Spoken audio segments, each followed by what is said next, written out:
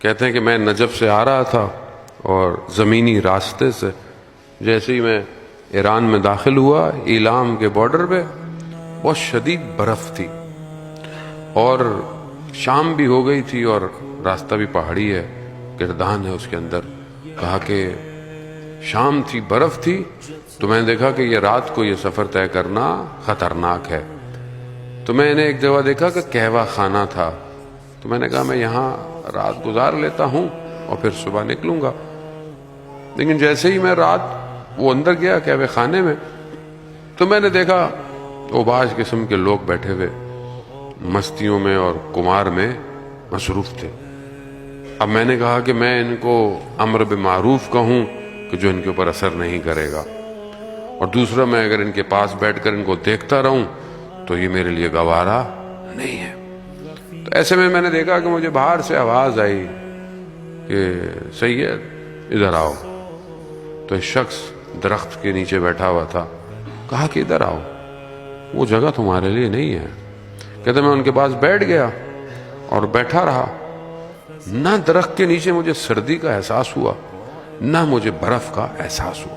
صبح ہوئی، نماز پڑھی اس سید کے ساتھ جس نے مجھے بلایا تھا، اور پھر اس کے بعد جب روشنی نکلے کہا کہ اب سفر شروع کرتے ہیں۔ کچھ راستہ میں چلا تو مجھے احساس ہو گیا کہ یہ کوئی اور نہیں، وقت کے امام ہیں۔ کہا میں نے مولا کو کہا تو مولا نے مسکرائے اور کہا کہ اب تم مجھے پہچان ہی گئے ہو، تو بس اب میں تم سے اجازت چاہتا ہوں۔ کہا کہ نہیں، میں آپ کے ساتھ جانا چاہتا ہوں۔ کہا نہیں، ہمارے ساتھ جانا ممکن نہیں ہے۔ تو کہا مولا میں کہیں اور آپ کی زیارت کروں گا۔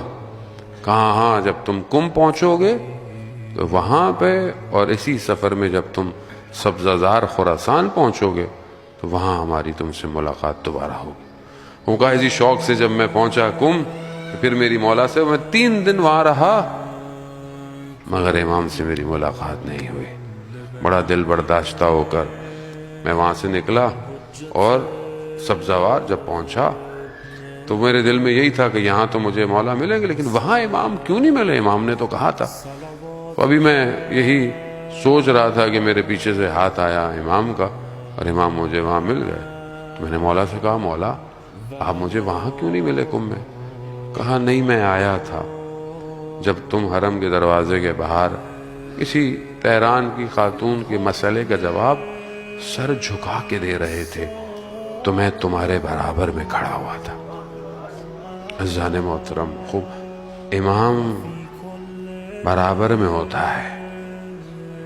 میں کیا کر رہا ہوں، کیا دیکھ رہا ہوں، کیا سن رہا ہوں۔ امام ایسا نہیں ہے کہ امام کو پتہ نہیں ہے، خود امام فرماتے ہیں کہ تمہارے اعمال 2 بار ہماری خدمت میں پہنچتے ہیں۔ اب کیا پہنچتے ہیں یہ تو میں جانتا ہوں یا خدا جانتا ہے، تیسرا تو کوئی شخص نہیں ہے۔ عزیزان محترم، امامت مسئلہ بہت مہم ہے۔ بغیر امام کے امت نہیں ہو سکتی، اور بغیر امت کے امام اپنے ان کاموں کو انجام نہیں دے سکتا۔ امت ہوگی تو امام ظہور فرمائیں گے۔